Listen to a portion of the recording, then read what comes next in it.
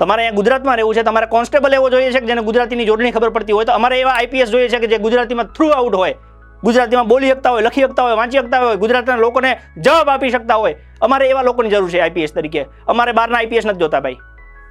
તમારે કોન્સ્ટેબલ ન જોતા હોય તો અમારે આઈપીએસ નથી જોતા. હાલો કરો જગ્યા ખાલી, નીકળો, જવા દો. થાય એમ? અને તો તમને કેમ રહેલો આવશે?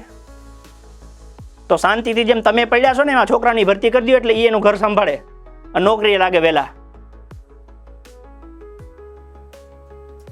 મારો જીવ બળીને ડક થઈ ગયો કે જેને ગુજરાતીમાં કકો લખતા નથી આવડતો એ નક્કી કરે છે કે આ પ્રશ્ન ગુજરાતીનો કહેવાય કે ન કહેવાય. અરે કકો લખાય ભાઈ, ઓપન ચેલેન્જ આપું છું જો કકો પૂરો કરી લઈએ તો.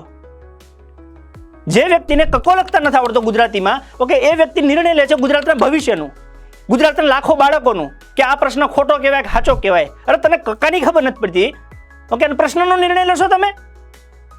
તમને એ પદ ઉપર બેસાડ્યા છે એનો મતલબ એવું નથી કે તમે સર્વજ્ઞાન સ્વામી થઈ ગયા છો, તમને બધી જ ખબર પડે છે. અને અહંકારથી જે પ્રમાણે એ લોકો વાતો કરે છે, રીતસર આમ કે તમે જાઓ એટલે હું અમે કે તમને કઈ મોઢું જોવા આવ્યા હતા તમારું? અમે શું લેવા આવ્યા હતા? અમારી રજૂઆત કરવા આવ્યા હતા. રજૂઆત સાંભળવાનો હક નથી. 5 છોકરા મારા ભેગા આવ્યા હતા. મેં કીધું અમે હટી જઈએ. છોકરાને એકવાર બોલાવીને પૂછો એટલે આમ કરે કે તમે જાઓ, તમારી જરૂર નથી સાંભળવા. સાંભળી લીધું. હાવ એકદમ તો છડાઈ હતી એમ. એ લોકોની જમે છે ને એનું ટિફિન ધોવા માટે માણસો છે, મેં મારી નજરે જોયું છે. 11 વાગે ગયા તો કે સાહેબ નથી આવ્યા, 1 વાગે ગયા તો જમવા બેઠા છે, 2:30 વાગ્યા સુધી ને બેહાડી રાખ્યા. શું કામ શું હતું તમારે? તમે જમી લો એટલે તમારું ટિફિન ધોવાઈ જાય ત્યાં સુધીની માણસોની વ્યવસ્થા રાખેલી છે. આ છોકરાના પ્રશ્નના 5 છે, ઓકે, તમને લખીને આપે છે. તમારા માટે 2 માણસો નથી મળતા?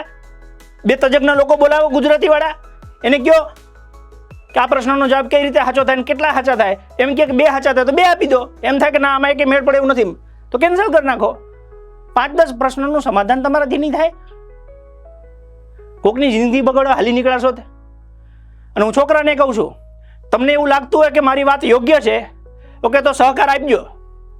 આવનારા સમયમાં આ બધાને આમ લાઈન દોરીએ ચડાવવાના છે, સીધી દોરીએ.